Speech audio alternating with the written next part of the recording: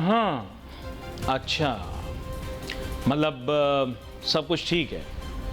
Okay, यानी IMF ने जो बातें बताई हैं वो आप लोगों को नहीं बतानी अच्छा फिर ओके की रिपोर्ट नहीं है, ओके की रिपोर्ट नहीं है मेरे भाइयों, मामला ठीक नहीं है, लेकिन आप बज़िद हो, मानना चाह नहीं रहे और अपने ताई अपनी मर्जी की बात करो। क्या आवाम को पता नहीं? ऑफ कोर्स आवाम को पता है, but intellectuals, economist, financial analyst क्यों मिसगाइड कर रहे हैं? मुझे समझ में नहीं आ रहा, मुझे वाकई में समझ में नहीं आ रहा। एक मुल्क जिसकी जीडीपी ग्रोथ रेट मिनिमल है, जिसका कसूर किसी का भी नहीं है, सारी दुनिया के अंदर ये डिप्रेशन की सी कैफियत है, पाकिस्तान के अंदर भी वही कैफियत है। इकोनॉमिक डिप्रेशन की बात नहीं कर रहा, वैसे जनरल डिप्रेशन की बात कर रहा हूं। इकोनॉमी भी कोई अच्छी नहीं है दुनिया की, हमारी भी अच्छी नहीं है। इन्फ्लेशन दुनिया में बहुत ज्यादा हाई है, हमारे यहां भी हाई है, हमारे यहां बहुत ज्यादा हाई है। इकोनॉमिक ग्रोथ की पेस दुनिया में स्लो है, हमारे यहां स्लो है, हमारे यहां बहुत ही स्लो है। लेकिन स्टॉक एक्सचेंज चढ़े जा रहा है, ऐसा क्यों हो रहा है? मुझे समझ में नहीं आ रहा। ऐसा मत करो, मैं सच बात कर रहा हूं, ऐसा मत करो, क्योंकि लोगों की बेटियों के जहेज रुल जाते हैं इस चक्कर में। लोगों के बीवी बच्चों के लिए जो उन्होंने बचत करके रखी होती है वो रुल जाती है। कल मुझे फेसबुक के ऊपर एक पर्सनल मैसेज आया, किसी ने मुझे कहा, मैं जिक्र नहीं करना चाह रहा था, किसी ने मुझे कहा कि अली भाई माजी के अदवार के अंदर टीवी के प्रोग्राम देखकर हमने पैसे लगा दिए, आज तक जो है वो हम बेचारे परेशान घूम रहे हैं, समझ नहीं आ रही भरपाई कैसे करें। मैंने कहा कम से कम मैं आप लोग गुमराह नहीं करूंगा, कोई मनफी बात नहीं करूंगा, लेकिन गुमराह नहीं करूंगा। देखकर सरमायाकारी करनी है। मेरे नजदीक साइंसी तरीके से माशी अशारियों को देखते हुए, नाजरीन बहुत बड़ी जुर्रतमंदाना बात कर रहा हूं, इतना बड़ा नर का बच्चा इस वक्त मीडिया पे मौजूद नहीं है, मैं आपको सही बता रहा हूं। बब्बर शेर फुल दलेर, गलत बात नहीं करता, मैं सूरज के ज्यादा नजदीक नहीं करता, लेकिन बड़ा नाप तोल के आपको यह बात बता रहा हूं कि साइंसी तरीके से माशी अशारिये देखते हुए, इक्तिसादी जायजे को देखते हुए मैं आपको यह कह सकता हूं कि स्टॉक एक्सचेंज का बढ़ना, इसके लिए मेरे पास कोई जवाज नहीं है आपको यह साबित करने के लिए। मैं साबित नहीं कर सकता, कोई और साबित कर सकता है तो उसकी मर्जी है। बड़ा नाप तोल के मैंने बोला है, साइंसी तरीके से माशी अशारियों को देखते हुए और इक्तिसादी जायजे को देखते हुए मैं आपको साबित नहीं कर सकता कि मार्केट किसी तरह भी बढ़ रही है। किसी तरह भी मार्केट का बढ़ना साइंसी तरीके से मेरे नज़दीक माशी अशारियों को देखते हुए, इक्तिसादी जायजे को देखते हुए मैं उसे जस्टिफाई नहीं कर सकता। कोई और कर सकता है तो कर ले, उसकी मर्जी है। मैं लोगों की आहें नहीं लूंगा, मैं लोगों की आहें नहीं लूंगा, क्योंकि जितनी दौलत अगर कमा भी ले बंदा झूठ बोल के, ये याद रखना है कि कितने भी प्लाट आप खरीद लें, आखिर में उस 6 फीट के प्लाट में जाना है। फिर वहां पे यकीन करो अपनी औलाद भी कुछ अरसे के बाद भूल जाती है, वो भी कभी जो है, सब सच बता रहा हूं, कड़वी बात, इस दुनिया की, इस जिंदगी की कड़वी बात, उस 6 फीट के प्लाट में जाने के बाद आपकी औलाद भी कभी कभार आपके लिए फातिहा पढ़ना भूल जाती है। यह याद रखना कि वहां अकेले जाना है, ना घोड़ा है ना गाड़ी है, पैदल जाना है, और किस तरीके से जाना है ये आप जानते हो। झूठ बोल के मैं नहीं को आपको गलत मिसगाइड करूंगा। लोगों ने प्लाट बेच दिए, भाईजान ये हटा दो, प्लाटों पे लो, प्लाट बेच दिए लोगों ने, कैसे भी करके उल्टी सीधी कहानियां करके प्लाट बेच दिए, बच्चियों के जहेज डबो दिए, लोगों के बीवी बच्चों के पैसे डबो दिए, बोले अपनी तरफ से बना ली कहानी, बना ली, बोल दिया भाई सही है। आज क्या करेंगे मुझे बताओ। आज आपको पता है कि पूरे पाकिस्तान के अंदर सबसे ज्यादा मुझसे लोग सवाल क्या पूछ रहे हैं? अली भाई उसका क्या बनेगा? नाम नहीं ले रहा मैं किसकी बात कर रहा हूं। अली भाई उसका क्या बनेगा? लोग मुझसे पूछ रहे हैं कि हमने जो पैसे रियल एस्टेट में लगाए उसका क्या बनेगा? करोड़ों अरबों, और ये लोग कौन पूछ रहे हैं? करोड़ों अरबोपति लोग पूछ रहे हैं, कंगले कंगाल लोग नहीं पूछ रहे, बुरा ना मानना। 5 मरले वाला 10 मरले वाला नहीं पूछ रहा मुझसे, वो पूछ रहा है जिसने 10-10 20-20 प्लॉट लिए हुए, वो पूछ रहा है। वो ये बात कह रहा है मुझे कि अली भाई बताएं हमारा पैसा कहां गया। ये इस मुल्क का सरमाया था, ये इस मुल्क का पैसा था जो हवा बन गया, ये इस मुल्क के लोगों का पैसा था। आप लोग बोलते हो कि अली नासिर बोलता है डॉलर क्यों खरीदें, क्यों बोलता है ये खरीदें डॉलर। मैं बोलता हूं डॉलर खरीदो, जायज तरीके से डॉलर खरीदो, बैंक अकाउंट में रखो। मुल्क के टोटल डिपॉजिट ज्यादा शो होंगे, मुल्क के टोटल रिजर्व ज्यादा शो होंगे। लोग कहते हैं नहीं यार ये क्या बात कर रहा है, मुहिब्बे वतन हुब्बुल वतनी। हुब्बुल वतनी का ताल्लुक भाई नोटू से नहीं है, ये दिल से है, दिल से। वीजे खोल दो, पूरे पाकिस्तान की आधी आबादी निकल जाएगी। ये भी कम बोल रहा हूं, जिनको हवाई जहाज का टिकट मिल गया, गलत बोल रहा हूं मैं। वो देखो चिंटू ने बैग भी पैक कर लिया। चिंटू रुक जा यार, रुक जा। तो बहुत नारे लगाता था पाकिस्तान के क्रिकेट मैच के ऊपर, टीम हार गई तो तेरी मोहब्बत खत्म मुल्क से। पता था, मुझे पता था, मुझे पता है। वैसे क्रिकेट की बात मुझसे नहीं करना, क्योंकि क्रिकेट की बात सुन के मेरी तबीयत खराब हो जाती है और आज मैं दवाई खाना जानबूझ के भूल गया। तो मेरे से को क्रिकेट की बात बिल्कुल ना करे। मेरे साथ बहुत ही अहम मेहमान शामिल है, गुफ्तगू हैं जनाब ज़फ़र पराचा साहब, जो कि मुल्क की मारूफ शख्सियत इस हिसाब से हैं कि ये करेंसी एक्सचेंज के कारोबार से वाबस्ता भी हैं और इस चीज़ पर गहरी निगाह भी रखते हैं और दुनिया भर के अंदर बदलते जो माशी हालात हैं उस पर भी बड़ी गहरी निगाह रखते हैं। वेलकम करता हूँ सर आपको। शुक्रिया आपका। अस्सलाम वालेकुम। वालेकुम अस्सलाम। सर बात यह कि IMF की टीम आ गई, आपके तो मैं देखता रहता हूँ पैगामात, उसके अंदर आप बिल्कुल खुलूस नीयत और दिल से बिल्कुल साफ बात बता देते हैं। IMF ने इतनी ज़्यादा कोई ओके की रिपोर्ट नहीं दी, काम भी उसने बहुत बताए। वो साथ साथ शाबाशी भी देता जा रहा है, साथ साथ काम भी बताते जा रहा है। अब उसने बहुत सारे काम और भी बताए। उसने कहा है फ़लाँ सेक्टर को टैक्स में लाओ, फ़लाँ सेक्टर को टैक्स में लाओ, ये काम ठीक करो। स्टेट ओन्ड एंटरप्राइजेज़ को प्राइवेटाइज़ करने के मुतालिक अपनी आरा का इजहार कर रहा है। कुछ ज़ाहिरी बात है करेंसी का भी रेट हमने बढ़ते हुए देखा है, क्योंकि ज़ाहिरी बात है वो हमारी तो नहीं अलाउ कर सकते, हम अपनी चला रहे थे।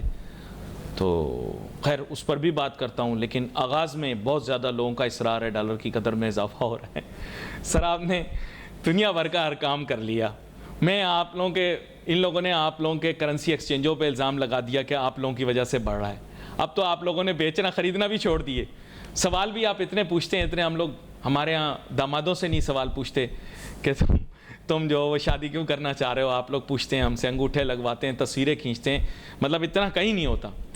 लेकिन ये कि उसके बावजूद डॉलर की कदर बढ़ रही है, फिर इसका मतलब आप लोगों का तो कसूर नहीं था। आई एम सॉरी कह लूँ, आई एम सॉरी सर, मुझे माफ़ कर दें। आप लोगों का, हम लोगों ने बड़ा नाम लिया मनी चेंजर्स का, अब तो आप लोगों के हाथ भी हमने बांध दिए, पैर भी बांध दिए, फिर भी डॉलर महंगा हो रहा है। सर वजह बताएं ना मुझे, वजह तो बताएं क्या जी। देखिए जनाब, बात यह है डॉलर महंगा होने की बज़ाहिर कोई वजह नहीं लगती, क्योंकि अगर आप देखें कि पाकिस्तान के जो फाइनेंशियल्स हैं, वो जो नंबर्स आ रहे हैं वो बेहतर आ रहे हैं। रेमिटेंस आपकी बढ़ गई, एक्सपोर्ट आपकी बढ़ गई, फॉरेन इन्वेस्टमेंट बढ़ गई, स्टॉक एक्सचेंज तारीख की बुलंद तरीन सतह के ऊपर है, और इसके साथ साथ ओवरऑल सारी चीज़ें ठीक हैं, और आपका डिस्काउंट रेट भी 22% पे है।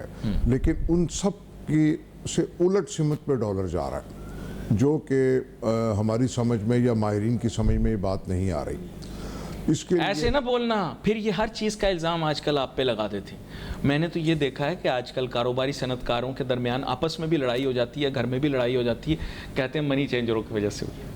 क्योंकि ये एक आपको पता है ना, ये एक वो बन गया था, हॉबी बन गई थी, ब्लेम गेम। ब्लेम मैं देख रहा था। दरअसल हमारे यहाँ ना, मैंने आपके प्रोग्राम में पहले भी कहा है कि हमें अपनी ड्यूटीज़ याद नहीं है, अपने राइट्स याद हैं, ठीक है।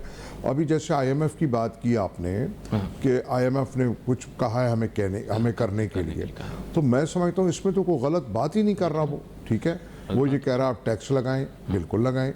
वो कह रहा है रियल एस्टेट के शोबे में लगाएं, देखिए ब्रोकरी पे लगाएं, देखिए लगा दें, देखिए बिल्कुल लगा दें। बात ये है कि जो आपके दो सेक्टर जो है ना बहुत बड़े अभी अनअटेंडेड पड़े हुए हैं बिजनेस के अंदर, एक रियल एस्टेट और एक ज्वेलर्स का, गोल्ड का।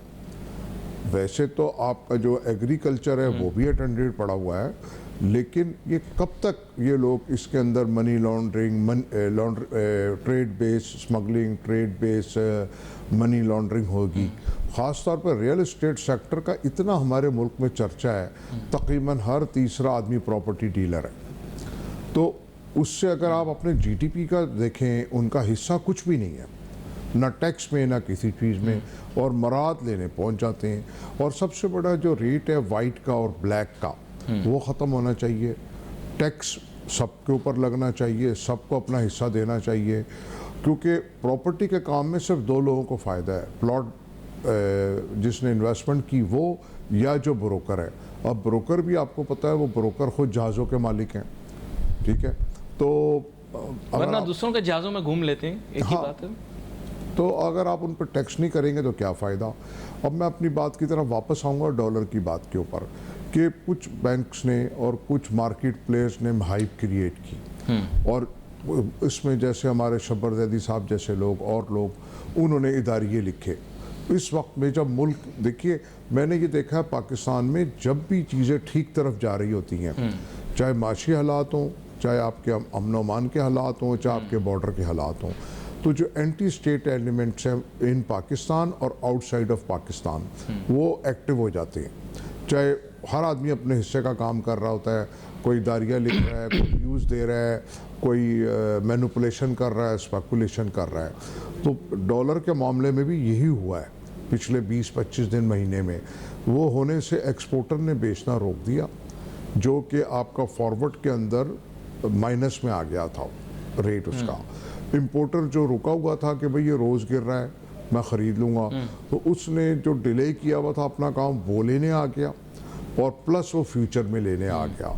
फिर इसके साथ साथ इस साल आपकी कंपनीज के प्रॉफिट्स बहुत शानदार आए हैं, तो वो जो फॉरेन इन्वेस्टर्स हैं वो भी अपना नफ़ा बाहर लेके जाते हैं, उनकी भी डिमांड है। सर वो राइट है सर उनका। नहीं, मैं ये नहीं कह रहा, मैं तो आपको डॉलर बढ़ने की वजह बता रहा हूँ। उनका राइट है बिल्कुल, उनको सबसे पहले। देखिए जब उनसे पूछा जाता है ना, आप डॉलर लेकर जा रहे हैं, तो वो कहते हैं कि हम जो भी लेकर जा रहे हैं लेजिटिमेटली लेके जा रहे हैं, और हमने जो आगाज़ में गवर्नमेंट के साथ जो इत्तेफाक हुआ था हमारा, वो इसी बात पर हुआ था, रिपेट्रिएशन पे। नहीं तो वो लाए भी डॉलर ही, लाए भी डॉलर थे। देखिए मैं उस बात में तो आपको सिर्फ और सिर्फ वजह बता रहा हूँ कि डॉलर की बढ़ने की।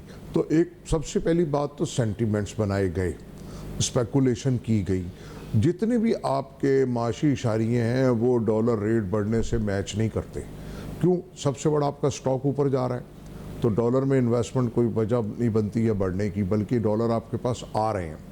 फिर आपका जो इंटरेस्ट रेट है सर, लेकिन स्टॉक के बारे में लोगों की बड़ी कंटेंशन है। आपसे पूछता हूँ, आप मईशत को भी बड़ी गहराई से देखते हैं, लेकिन स्टॉक की बात इसलिए कर रहा हूँ क्योंकि स्टॉक तो नए नए रिकॉर्ड बना रहा है। स्टॉक जो रोज रिकॉर्ड बना रहा है, लोगों एक फॉरेन जो एनालिस्ट है, बात करें, हाँ फॉरेन एनालिस्ट है, उसने मफरूजे की बुनियाद पर कहा, उसने कहा देखें आपका जीडीपी ग्रोथ रेट जो है नियर टू जीरो है, आपकी कंपनियां ग्रोथ दिखा ही नहीं सकती। अगर आप ये कह रहे हैं कि उनकी कंपनियों की अर्निंग्स आ रही हैं, आप कह रहे हैं कंपनियों की ग्रोथ बहुत अच्छी है, उन्होंने कहा इट इज इम्पॉसिबल, क्योंकि जो स्टॉक एक्सचेंज होता है it is a reflection of the economy.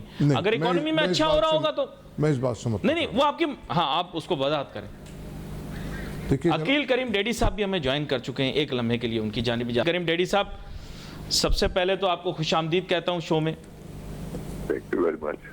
Aqeel Karim daddy साहब, मार्केट दोबारा से आबाद हो गई, लेकिन कंटेंशन लोगों के दिल में है। वही सवाल मैं अभी जफर पराचा साहब से भी पूछ रहा था। कंटेंशन ये है कि जीडीपी ग्रोथ रेट जो है वो नियर टू जीरो है। तो इंटरनेशनल एनालिस्ट ये कह रहे हैं कि मार्केट आप कह रहे हैं कि आपके रिजल्ट्स बहुत अच्छे हैं, आपकी अर्निंग्स बहुत अच्छी हैं, but that is not possible. जब इकोनॉमिक ग्रोथ स्लो हो तो कंपनीज की ग्रोथ भी इतनी ज़्यादा नहीं हो सकती। और सेकेंडली उनका कहना ये है कि इन्फ्लेशन रेट आपके मुल्क में बहुत ज़्यादा हाई है, फॉरेक्स के अंदर वो है क्या बोलते हैं वॉलेटिलिटी है, तो ऐसी सूरत के अंदर मार्केट का चढ़ना ये इतना ज़्यादा रिवायती तौर पर एक्सेप्ट नहीं किया जा सकता। क्या कहते हैं आप?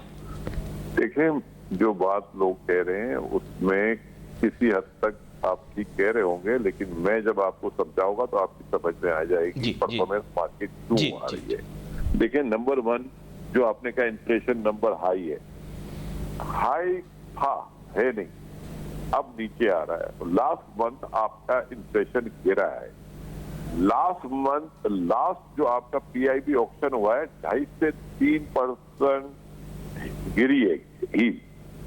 तो इसका मतलब ये होगा कि आपका काइबोर रेट नीचे जाएगा, इसका मतलब है आपके इंटरेस्ट रेट अब नीचे जाएंगे, तो ये कमोडिटीज की प्राइस सब गिरी है। पाम ऑयल से लेके हर चीज उठा के देख लो, दालें, चने, सबकी प्राइस नीचे आई है। तो ये चीज इंडिकेट कर रही है कि ये इन्फ्लेशन अब नीचे आएगा और इंटरेस्ट रेट गिरेंगे। अब दूसरी बात, मार्केट की परफॉर्मेंस ग्रोथ नहीं है, तो मार्केट की परफॉर्मेंस पहले भी थी और अब भी है। पहले अब में क्या फर्क है, पहले आप सब्सिडी दे रहे थे, आपके डेफिसिट बढ़ रहा था, अब आपकी सब्सिडी खत्म हो गई है, अब डेफिसिट में कमी आई। इसके साथ साथ और क्या अच्छी चीजें हुई, अच्छी चीज है सर्कुलर डेट जो आपका बढ़ रहा था सब्सिडी खत्म होने की वजह से, अब ये बढ़ेगा नहीं।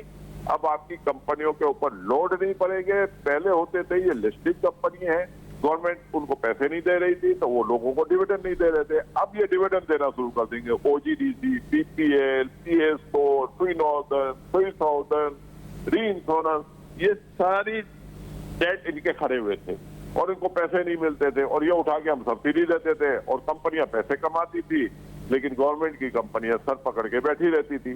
तो मेरे भाई ये कंपनियों को पैसा मिलना शुरू होगा, इनकी बुक पे अब सर्कुलर डेट में कमी होना शुरू हो जाएगी और पावर सेक्टर के मसले हल में वो अब डिविडेंड दे रहे हैं। पहले वो डिविडेंड नहीं दे रहे थे, पिछले 5 साल 6 साल से ना उनको गवर्नमेंट पैसे दे रही थी, ना वो आवाम को डिविडेंड दे रहे थे।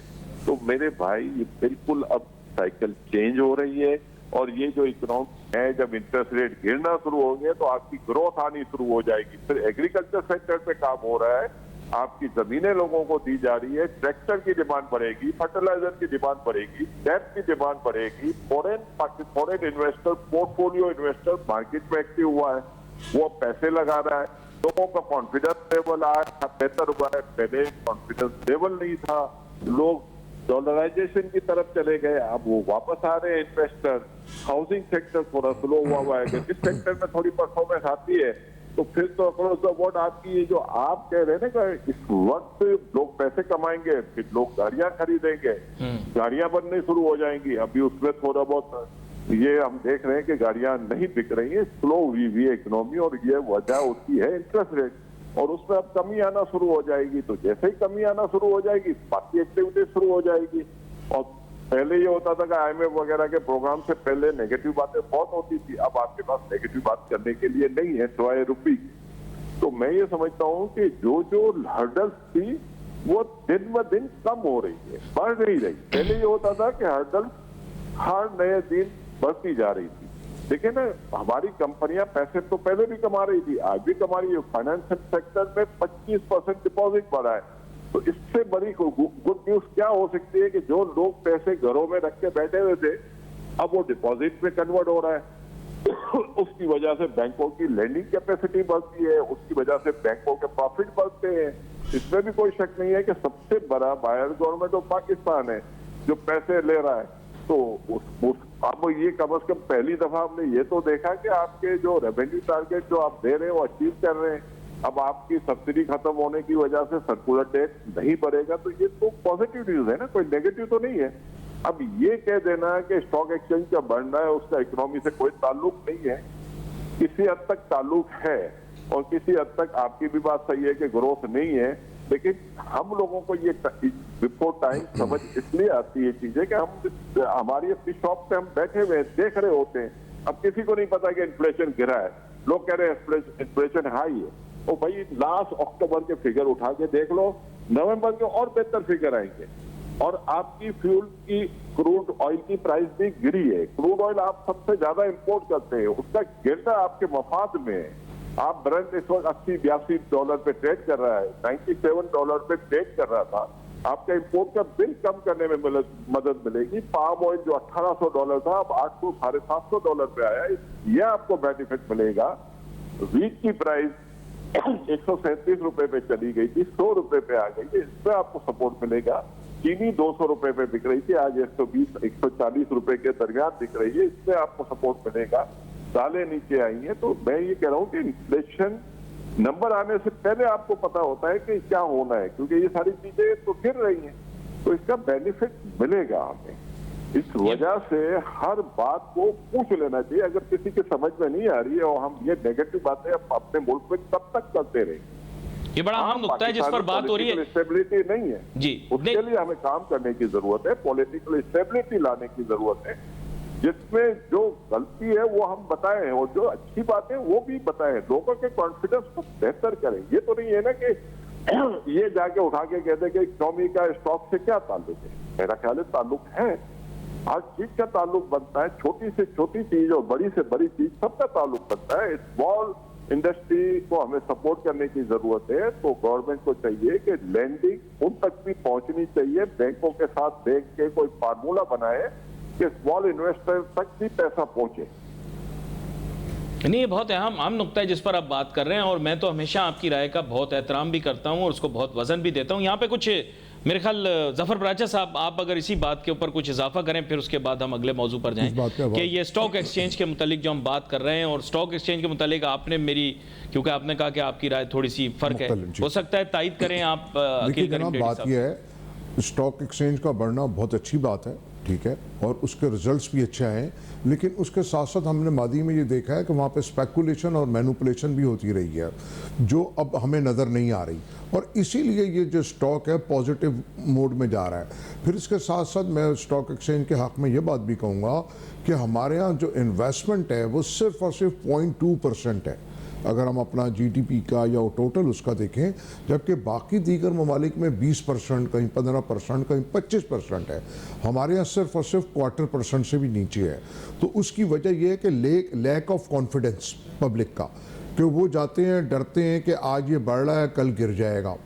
तो हमारी जिम्मेदारी बनती है स्टॉक एक्सचेंज के लोगों की भी और प्रॉपर्टी डीलर्स की भी जो बड़े बड़े हैं या रीट में काम कर रहे हैं, बहुत कि हमको लोगों के पैसे का सेफ गार्ड करना है, उन्हें कॉन्फिडेंस देना है, और ये ना हो कि वो लगाने से, देखिए ना 0.2% का मकसद क्या है, ये तो कुछ भी ना हुआ ना। बिल्कुल। तो इसीलिए मैंने आपसे कहा कि आपकी इकोनॉमी को रिफ्लेक्ट नहीं करता। अगर इसका रेशो 20% होता तो मैं आपसे कहता कि आपकी इकोनॉमी को सही इसकी तर्जुमानी करता है।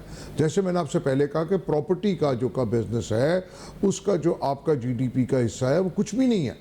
अगर 20% हो तो फिर मैं आपसे कहूँ, जैसे हम एग्रीकल्चर को कहते हैं कि उसका आपकी GDP का 20% है, ये बड़ा अहम नुक्ता है। और जैसे हम रिटेल बिजनेस को कहते हैं कि वो आपका 20% है GDP का, वो अलग बात है, वो दोनों टैक्स नहीं देते। अगर वो टैक्स दें ऑर्गेनाइज सेक्टर में हो तो वो आपकी LSM का भी हिस्सा बनते हैं, वो आपका वो GDP का भी हिस्सा बनते हैं। आपकी इसी नुक्ते पर आपके पास वापस आता हूं। आपने बीच में एक नुक्ता छुआ जिस पर मेरी आपसे भी बात हुई, से बात कर लें क्योंकि हमारी आपकी बात जारी रहेगी आगे। लेकिन अखिल करीम डैडी साहब, बात मैंने ये पूछनी थी कि रियल एस्टेट का भी जिक्र किया। रियल एस्टेट की दुनिया में अजीब भौचाल आया हुआ, लोगों का सरमाया। मेरे भाई, मुझे जफर साहब की बात पे थोड़ा बोल रहे थे, मैं आपको बताऊंगा, उन्होंने बहुत सारी अच्छी बातें की हैं और मैं इत्तेफाक भी करता हूँ। जफर साहब ने जो बात की कि मार्केट मैनिपुलेशन, बिल्कुल मैं सपोर्ट करता हूँ। हमारी बदकिस्मती है कि इस मुल्क में मार्केट मैनिपुलेटर को पकड़ा नहीं जाता, और जब वो पकड़ा जाता है तो उसको छोड़ दिया जाता है, उसके पता नहीं कहां से ताल्लुकात आ जाते हैं। सबसे ज्यादा मार्केट को डैमेज करने वाला एक ही ग्रुप है जो हमेशा मार्केट मैनिपुलेशन में इन्वॉल्व होता है। उसकी फाइलें बनी हुई हैं, लेकिन कोई आदमी उसको हाथ लगाने को तैयार नहीं होता।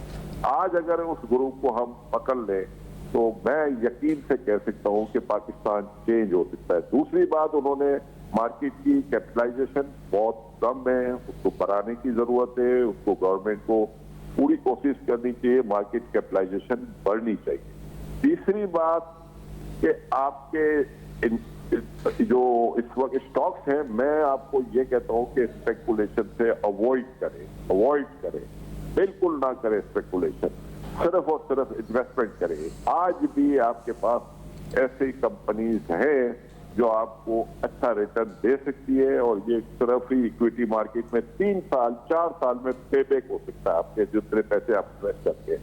तो लोगों को चाहिए कि इन्वेस्टमेंट करने से पहले स्टडी करें। स्टडी आपको पूरे पाकिस्तान में सारे रिसर्च ब्रोकर प्रोवाइड करते हैं, और वो आप स्टडी करें और इन्वेस्टमेंट करें। यह अपॉर्चुनिटी है, लेकिन अगर आप स्पेकुलेशन करेंगे तो आपकी पैसे की रिस्पॉन्सिबिलिटी नहीं हो सकती। तो स्टॉक एक्सचेंज में आप चाहे तो इन्वेस्टर बन सकते हैं और आप चाहे तो स्पेकुलेटर भी बन सकते हैं। तो आप स्पेकुलेशन को अवॉइड करें, इन्वेस्टमेंट में जाएं, और ये आपको कभी भी, मैं यकीन दिलाता हूं कि इसमें आपके रिटर्न अच्छे बन जाएंगे। तो मैं जफर साहब की बहुत सारी बातें जो उन्होंने की हैं और ये अच्छी बातें उन्होंने की है, उसको हमें अप्रिशिएट करना है। लेकिन एक मौजू है जिस पर बात जरूर हुई मेरी और इनकी मुख्तसरन बात हुई, लेकिन आप पर हाईलाइट करके बता दूं कि रियल एस्टेट में लोगों का ओवरनाइट अरबों रुपए का नुकसान हो गया, कोई भरपाई नहीं। People have lost billions of rupees. In fact उसकी वजह है पब्लिक को चाहिए कि जब कोई इन्वेस्टमेंट करता है कि उसके मास्टर प्लान को देख के करे। यहाँ पाकिस्तान में बहुत सारे ब्लैकमेलर हैं, चोर को शरीफ बनाते हैं और शरीफ आदमी को चोर बनाते हैं, उनके मकासिद होते हैं। आप उस मकासिद के हिस्सेदार ना बने। जमीन आपके नाम पे है, आप उनसे काम करें। जमीन आपके नाम पे नहीं है, आप उनसे काम ना करें। Well done. डिस्प्यूट है तो आप अवॉइड करें। लेकिन इस मुल्क में मैंने कहा ना कि चोरों को थोड़ा सा रिलीफ मिल जाता है, शरीफ आदमी थोड़ा सा क्राइसिस फेस करता है। लेकिन ये सारी चीजें हमें लड़नी चाहिए, हमें उसको ठीक करना चाहिए। हाउसिंग, रियल एस्टेट जो हाउसिंग में कन्वर्ट हो रही है, उसको गवर्नमेंट को सपोर्ट करना चाहिए। लेकिन बगैर नाम लिए, जैसे आपने भी कहा एक ग्रुप का, तो मैं बगैर नाम लिए कहता हूं कि सर पीर बाबा भी बड़े शरीफ आदमी हैं सर। आप उन्होंने लोगों पे उन पर भरोसा ही किया था। पीर बाबा शरीफ ही आदमी थे हमारे नजदीक। तो मैं ये नहीं कह रहा, मैं ये कह रहा हूं कि देखें, आपको 1 मिनट लगेगा, आप चेक कर लें। आप उठा के टाइटल उठा के देख लें। टाइटल अगर किसी के पास है, ऑक्शन में जमीन बिकी है, या अगर जमीन में मेरिट पे दी गई है, कोई किसी को अलॉट करवाई गई है, ये अब आपको देखना पड़ेगा। क्योंकि पाकिस्तान में स्कैंडल बनने में 3 मिनट लगते हैं। स्कैंडल जेन्युइन भी होते हैं, स्कैंडल बनाए भी जाते हैं। तो मैं आप अकील जो भाई की स्कैंडल बात बनाए जाते हैं उसको आप अवॉइड करें। बस मैं अकील भाई आपको एक और आपकी बात को आगे लेके चलना चाहता हूँ प्रॉपर्टी के हिसाब से, क्योंकि हमारे यहाँ ये जो सेक्टर है, आप इससे ताल्लुक़ रखते हैं, मैं भी, बहुत ज़्यादा अनडॉक्यूमेंटेड है। तो मैं ये कहूँगा कि रीट को आगे बढ़ाएं, रीट के ऊपर काम करें और उससे ये सेक्टर और ऑर्गेनाइज होगा। तो हमको चाहिए कि हम लोगों का जो इन्वेस्टर है उसका कॉन्फिडेंस को बिल्ड करें। रीट के तहत इवन देन स्टेट एजेंट भी जो है ना, वो भी रीट का लाइसेंस होल्डर होना चाहिए। आप ठीक कह रहे हैं, आपकी बात से मैं इत्तेफाक करता हूँ। इसको प्रमोट करने की जरूरत है और लोकल, बाकी अगर कोई नहीं भी आना चाहते उसको भी प्रमोट करने की जरूरत है। उसके लिए हमें एक सेल बनाना चाहिए जो लोगों के पैसे रख लेते हैं या खा जाते हैं या स्कैंडलाइज कर देते हैं, कि उनकी भी हमें मालूम होना चाहिए कि ये वफाद परस्त लोग होते कौन है। मैं आपको यकीन से कह सकता हूँ, क्योंकि मैं चैनल पे बैठा हूँ, मैं नहीं चाहता हूँ कि मैं नाम दूं और कोई बात पुलिस बीच हो।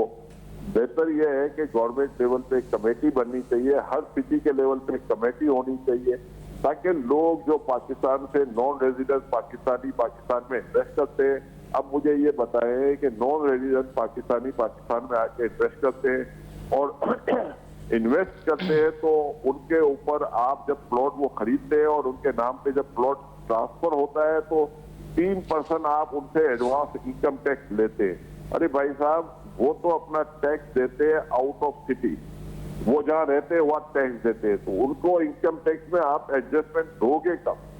तो ये जो हमारे कानून भी बनाए जाते हैं ना, ये आंखें बंद करके बनाए जाते हैं। अब ये मिर्जा इस्माइल साहब ये मुसीबत छोड़ के चले गए, उससे नुकसान क्या हो रहा है कि आप ये जो इन्वेस्टर पाकिस्तान में अपना पैसा भेज रहे हैं, जो रिमिटेंस जो आपकी आ रही थी उसको आपने रोक दिया। तो ये हर्डल्स क्रिएट की जाती है और बिला मकसद मुझे बता दें कि इसकी जरूरत क्या थी। आप ये भी बड़ा आम नुक्ता है, लोकल पे लगा दें। भाई आप नॉन रेजिडेंट पाकिस्तानी, वो तो टैक्स आपके यहाँ बेचारा रिटर्न ही जमा नहीं करा, तो वो रिटर्न तो अपने उधर जमा कराता है, उसको आपने कौन सा रिटर्न दे देना यार। तो ये सारी प्रॉब्लम्स हैं जो हमें आपको सबको बैठ के इसके इसका हल निकालने की जरूरत है। और बड़ा अहम गवर्नमेंट नुकता ये, मैं आपका शुक्रिया अदा करूंगा अकील करीम डैडी साहब, आप हमारे साथ शामिल गुफ्तगू रहे। फिर प्रोग्राम हुआ आज, क्योंकि इसके अंदर तीनों टॉपिक, बहुत अहम टॉपिक कवर हुए हैं। लेकिन मैं जफर बराचा साहब की जानिब वापस जाऊंगा। जफर बराचा साहब, बात कुछ ऐसी है कि ये मौजू बिल्कुल कलाबाजी खा के थोड़ा सा चेंज कर रहा हूँ मैं। ATT का एक बहुत बड़ा इशू है, आप लोग रेज करते रहे हैं, और स्मगलिंग का भी एक इशू है, करेंसी स्मगलिंग का भी एक इशू रहा है। मैं आपको एक बड़ी अहम बात अभी कहना चाहता हूँ, ये पाकिस्तान के लिए तो गोल्डन अपॉर्चुनिटी है। अफ़गानिस्तान के अंदर अगर ना पेमेंट फ्रेमवर्क है, ना बैंकिंग फ्रेमवर्क है, ना करेंसी एक्सचेंज फ्रेमवर्क है, या फिर अभी बहुत नेसेंट है, यानी नया है, तो पाकिस्तान के लिए अपॉर्चुनिटी है। उस पूरी मार्केट को तो हमें ग्रैब कर लेना चाहिए था बहुत पहले। अगर आप ये कहते हैं को रेगुलेटेड होनी चाहिए, तो उन्होंने तो मना नहीं किया, हम रेगुलेट भी उसको कर सकते हैं। अनफॉर्चुनेटली अभी कुछ गवर्नमेंट टू गवर्नमेंट, आपको पता है हालात थोड़े से ख़राब हैं, बट बिलफर्ज ये हल हो जाते हैं। तो पाकिस्तान को हमेशा से कॉन्फ्लिक्ट की सिचुएशन तो नहीं सोचनी चाहिए ना। पीस टाइम सिचुएशन के अंदर हमें उनकी पूरी फाइनेंशियल सिस्टम को हैंडल करना चाहिए। भाई हमारे मुल्क के अंदर भी तो कितने कारोबार जो थे वो अफगानी चला रहे थे, होटल से लेकर, ये फ्रैंक मैं आपसे बात कर रहा हूँ, ट्रांसपोर्टेशन से लेकर पता नहीं कितने कामों के अंदर उनके हाथ थे। कितनी मार्केटें थी जो सिर्फ अफगानी ही जो चला रहे थे।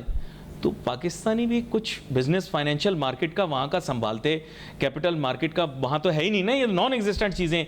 करेंसी मार्केट वहाँ पर, जैसे आप भी खुद भी जानते होंगे कि उनके पास तो कोई, आप पिछली दफ़ा बता रहे थे कि उनके पास है तो कुछ भी नहीं, तो कहाँ से जनरेट करेंगे, हमारे थ्रू ही जनरेट करेंगे। तो हमारे लिए गोल्डन अपॉर्चुनिटी यूज़ करें उसे, इट्स अ बिजनेस अपॉर्चुनिटी। क्या कहते हैं आप? देखिए जनाब, बात यह, मैंने आपके प्रोग्राम में शुरू में कहा कि हमें अपनी ड्यूटीज़ याद नहीं है और राइट्स याद है, ठीक है। काम हम कोई करते नहीं सिवाय ब्लेम गेम के। आपने बहुत ज़बरदस्त बात कही है कि हमको अफ़गानिस्तान की मार्केट को कैप्चर करना चाहिए था, और वो जो ट्रांजिट ट्रेड है, ठीक है, वही मसनूआत, वही आइटम्स हम बना के दें। लेकिन हम क्योंकि मैंने आपसे कहा ना कि हम, क्योंकि हमारी नीयतें ख़राब हैं, चाहे पॉलिसीज़ हों, चाहे हम एज ए बिजनेसमैन हो, चाहे हम सरकारी इदारे में हो, हम लोगों की नीयत ठीक नहीं है। तो इस वक्त वाकई गोल्डन अपॉर्चुनिटी है हमारे लोकल मैन्युफैक्चर के पास, एक्सपोर्टर के पास, कि जनाब वो अच्छी प्रोडक्ट बनाए, मुनासिब रेट पे काम करे, और सिर्फ और सिर्फ अगर वो पाकिस्तान की मार्केट को कैप्चर कर ले, दुनिया की 5वीं बड़ी मार्केट। अच्छा, एक मासूमाना सा सवाल है। लोग कहते हैं जी काबुली इंजन, काबुली गाड़ी वहाँ से आई, वहाँ पहुँची गाड़ी। आप स्पेशल इकोनॉमिक जोन बना के, तो आबादी कम भी नहीं है, अगर अफगानिस्तान की ज़्यादा नहीं है तो आप अगर जो गाड़ियां बाहर से इंपोर्ट करके मंगवा रहे हैं, आप यहाँ पे असम्बल करके भिजवा देते, थर्ड पार्टी से असम्बल करा लेते। सारी दुनिया में टैक्स फ्री जोन्स बने हुए, हांगकांग नहीं था, दुबई में भी है। बिल्कुल ऐसा ही है, सब कुछ हो सकता है। जैसे अभी अकील भाई कह रहे थे कि बैठ के बात करने वाली बात है, ठीक है। चीज़ें देखिए, मैं आपके प्रोग्राम में हमेशा हर जगह कहता हूँ कि हमको अपनी पॉलिसीज़ को रिस्ट्रक्चर करना है और हमको अपनी नीयत को ठीक करना है। तो पाकिस्तान के जो फाइनेंशियल्स हैं, जो इसके जोग्राफियाई सूरत हाल है, इससे बेहतरीन दुनिया में कोई मुल्क नहीं है। हर तरह रिसोर्सफुल मुल्क है, ज़राअत के वाइज, अफरादी क़ुव्वत के वाइज, मार्केट वाइज कि दुनिया की 5वीं बड़ी मार्केट है। आप एक्सपोर्ट से हट के अगर इस पे तवज्जो दे लें तो आपकी इंपोर्ट आधी रह जाएगी। फिर अफगानिस्तान को आप सारा माल बेचें, ठीक है, और लेकिन अपने ये जो शॉर्टकट या जो अंडर हैंड वाले मामलात हैं उनको ठीक अच्छा, यहाँ पर भी सैंक्शन वो वाले नहीं है कि आप उन्हें बेच नहीं सकते हो, सैंक्शन बैंकिंग चैनल वाले हैं। ये जो एक और मुल्क भी है रॉन, इसके साथ भी जो इश्यूज हैं, वो लोग बोल रहे हैं यहाँ भी सैंक्शन आपके ऊपर, मतलब सैंक्शन उन पर है, पाकिस्तान पे सैंक्शन नहीं है। बिल्कुल। और दूसरी बात ये, हम जो बात करते हैं ना अफगान ट्रांजिट और काबुल और काबुली, बात ये, इसमें उनका तो कोई कसूर नहीं है। आपने पॉलिसी ऐसी बनाई, उन्होंने और हमारे लोगों ने मिलकर उसका फ़ायदा उठाया। देखिए, बाहर के अंदर के आदमी के बगैर, कनाइवेंस के बगैर कोई गड़बड़ नहीं हो सकती। अब जैसे कि आपके मुल्क में दहशतगर्दी है या स्मगलिंग है या कुछ भी है, यहाँ के लोग उसमें शामिल है। फिर आपने कहा शुरू में कि एक्सचेंज कंपनीज के ऊपर जो इल्ज़ाम है, देखिए हमने पिछले दिनों $600 मिलियन इंटरबैंक में दिया है। और जब हमारा साथ दिया, हमारी आर्मी चीफ ने, इस्टेब्लिशमेंट ने बॉर्डर्स को टाइट किया और जो ग्रे मार्केट है उसको ठीक किया, तो आप देखिए कि हमने, जबकि आप IMF के पास सिर्फ $700 मिलियन के लिए नाक पैर रगड़ रहे हैं, उनकी तमाम शराइत मान रहे हैं, और उसकी जो कॉस्ट है उस 700 मिलियन की, वो मिनिमम $3,000 मिलियन डॉलर है। किस शक्ल में? आपने गैस महंगी करनी है, बिजली महंगी करनी है, आटा, चीनी, दाल, हर चीज़ पर टैक्स लगाना है। जैसे अभी अकील भाई कह रहे थे 3% टैक्स इधर लगना है, उधर लगना है, उससे आपकी LSM कम होगी। जनवरी में कह रहे हैं कोई फ्रेश टैक्सेस आ रहे हैं on real estate, I don't know, speculation है। बिल्कुल, आपकी LSM कम होगी, आपकी उससे जो है ना पर पर्सन जो इनकम है वो कम होगी, और इसके साथ साथ एम्प्लॉयमेंट पर कैपिटा GDP जो है, पर कैपिटा GDP वो कम होगी। फिर आपका जो एम्प्लॉयमेंट है वो कम हो जाएगी, लूट मार हो जाएगा, अमन अमान का मसला हो जाएगा, दहशतगर्दी। तो उस कॉस्ट को देखें, अब दोबारा से फिर एक्सचेंज कंपनीज जो है ना के इन्फ्लोस कम होना शुरू हो गए हैं, क्योंकि ग्रे मार्केट या स्मगलिंग फिर शुरू हो गई है। कुछ वजह कहते हैं कि जी अफगानी जो जा रहे हैं वो लेके जा रहे हैं, उसके अंडर में जा रहे हैं। सोल्यूशन नहीं है ना ये। देखिए, मैं अगर आपके ऊपर मैं एक बात कर रहा हूँ, मैं आपके यहाँ एक्सचेंज के बाहर आके खड़ा हूँ और जी मैं सब देख रहा हूँ जी आप क्या कर रहे हैं, मैं कितने दिन तक कर लूंगा? You have to understand this is a short term solution. You are right. Maybe I can do it for 15 days, 20 days, 1 month. फिर उसके बाद तो मुझे रेगुलेटरी फ्रेमवर्क की जरूरत है ना, और कंप्लायंस की। और रेगुलेटरी फ्रेमवर्क जो है ना वो आपने इतना ओवर कर दिया है, ओवरडोज कर दिया है। रेगुलेटरी फ्रेमवर्क जो है ना ओवरडोज हो गया है। वो इतना तो आपको ना ग्रे लिस्ट फटाफ वाले कहते हैं, ना इतने IMF वाले कहते हैं। देखिए, मैंने वो पहले कह रहा है मुझे अंगूठा लगाओ, मैं एक बात कर रहा हूं, पहले कह रहा है अंगूठा लगाओ, फिर वजह बताओ, फिर पासपोर्ट की कॉपी दो, फिर सारी चीजें दे दी, बोला आप एयर टिकट दिखाओ, मैंने एयर टिकट दिखाया, फिर कह रहा है इधर आओ कैमरे में तस्वीर खींचेंगे। मैंने कहा यार इतने तुम सवाल पूछ रहे हो, तुम क्या मेरे से मतलब क्या निकाहनामा मेरा वेरीफाई कर रहे हो क्या? इतने तो सवाल। सर मैं किसी मुल्क में नहीं होता, मैं आपको बता दूं। ये जितने आपके बाकी लोग आते हैं ना, जिन साहब का नाम भी ले रहे थे अभी, वो जो नए फनकार हैं, आपको पता है जो दारिये लिखते रहते हैं, आप समझ गए ना, उनका नाम इन्होंने ले लिया, मैंने नहीं लिया। तो आप मुझे बताएं कि उनसे पूछे की बात कर रहे हैं, किसी और मुल्क में होता है ये? बिल्कुल नहीं होता। देखिए, मैं ये समझता हूं कि all script and all design Malaysia में मुझसे नहीं मांगा किसी ने। आपकी इकोनॉमी को तबाह करने के लिए, मैंने आपसे कहा ना, ओवरडोज हुआ हुआ हर काम। पाकिस्तानी मलेशिया और दुबई ज्यादा जाते हैं ना सर। मलेशिया में कोई नहीं मांगा उसने कोई कागज, मैं आपको सही बता रहा हूं नाजरीन, और दुबई में भी कोई नहीं मांगा, मैं आपको बता रहा हूं। और यकीन करें आप, मलेशिया में बैंक में भी उसने कुछ नहीं मांगा, उसने कैश लिया, नाम पूछा उसने, और उसने रिम्बर्स करके दो पैसे। चलिए, जो एक लेवल है हमारे यहाँ KYC का और ड्यू डिलिजेंस का, वो तो होना चाहिए, लेकिन उस अंगूठा नहीं लगवाया उसने मुझसे। ठीक है, दुबई में भी अंगूठा तो नहीं लगवाते सर मेरा। देखिए, आप जितनी सख्ती करेंगे ना उतनी पैरेलल मार्केट डेवलप होगी, और हमारे अब कई मार्केट्स बन गई थी। वो कि आपकी स्टैब्लिशमेंट ने वक्ती तौर पे ख़त्म कर दी हैं। अच्छा काम किया, क्योंकि जब इदारे काम नहीं कर रहे थे तो वो कर रहे थे हमारे वो और आर्मी चीफ साहब। लेकिन आने वाले दिनों में इसको सस्टेन रखना ज़रा मुश्किल काम है। सर एक बात बोलूं, दिल को दुख पहुंचता है मेरे। एक इंटरनेशनल एयरपोर्ट है जो बहुत ज़्यादा पाकिस्तानी यूज़ करते हैं, नाम नहीं लूँगा, दुबई नहीं है, एक और है। पाकिस्तान में बहुत सारी एयरलाइनें चल रही हैं, समझ। उस एयरपोर्ट पे जब मैंने उसको रुपए दिए ना, उसने रुपयों को देखकर ऐसे ना मुझे कहा सॉरी, मनी चेंजर था। मैंने कहा यू विल नॉट टेक। उसने कहा I will give you very poor rate, मतलब इन अदर वर्ड्स मैं तेरे नाल सौदा नहीं बनाना। तो मुझे बड़ा दुख हुआ सर, मुझे बड़ा दुख हुआ इस बात का। बात ये वर्थ हमने खुद क्रिएट, दुख की बात है, दुख की बात है ना सर, और आप भी जानते हैं इस चीज को। उसने कहा I will give you very bad rate, I will take if you want, I will take, I will give you very bad rate. दुख की, और बहुत पुअर रेट दिया उसने, मैं वैसे आपको बता रहा हूँ। उसने कहा it is better do it from your own country. जो फीलिंग मेरे दिल में आई ना, यकीन करें मुझे समझ में नहीं आई मैं क्या करूँ। उसने कागजात कोई नहीं मांगे, लेकिन उसने बगैर कागजात के ही उसने मेरे साथ वो कर दी। वाकई ये दुख की बात है कि हमारे मुल्क का पासपोर्ट हो, चाहे हमारी करेंसी हो, उसकी कोई, और इसमें हमारा अपना भी हाथ है बहुत ज़्यादा। तो उनका कसूर नहीं है, कसूर तो सारा हमारा है।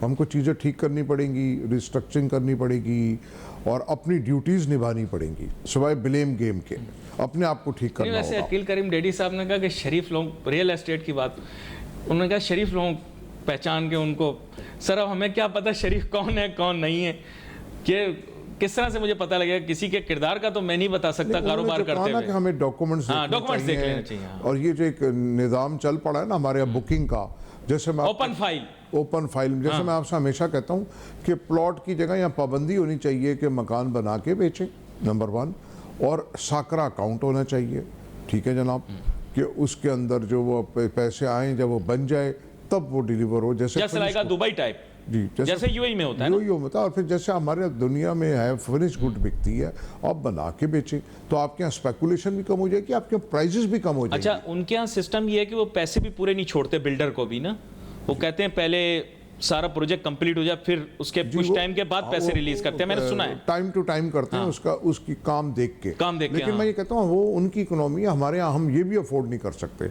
हम सिर्फ और सिर्फ फिनिश गुड करके बेचें तो जो आपके स्पेकुलेशन है, मैनिपुलेशन है, वो खत्म हो जाएगी और प्राइजेस नीचे आ जाएंगी। इसमें ये होता है सर कि एक्चुअली जमीन किसी और की होती है जी, कंस्ट्रक्शन का काम कोई और अपने जिम्मे लेता है, बिल्डर आता है वो मार्केटिंग करता है उसकी, ज़्यादातर सिस्टम यही चल रहा है। क्योंकि अब तो ठेकेदार भी आ गए, अब 3 पार्टनर बनते हैं, पहले 2 पार्टनर बना करते थे, बिल्डर और लैंड ओनर। अब लैंड ओनर अलहदा होता है, ठेकेदार भी पार्टनर होता है साथ में, और वो जो बिल्डर होता है वो खाली अब मार्केटिंग के लिए इस्तेमाल होता है। वो एक बुकिंग ऑफिस बनाता है, उसमें कुछ अच्छे लोग बिठाता है, फिर वो बेच देते हैं। खैर ये माजरत वह ख़त्म हो गया, वरना इसकी और वजाहत होती है। वो बोल रहे हैं आप बहुत ज़्यादा बोल रहे, तो आपका बहुत शो में शामिल हुए। We wait for message on Facebook. Ali Nasir हमारी टीम को इजाज़त दीजिए, अल्लाह हाफिज़।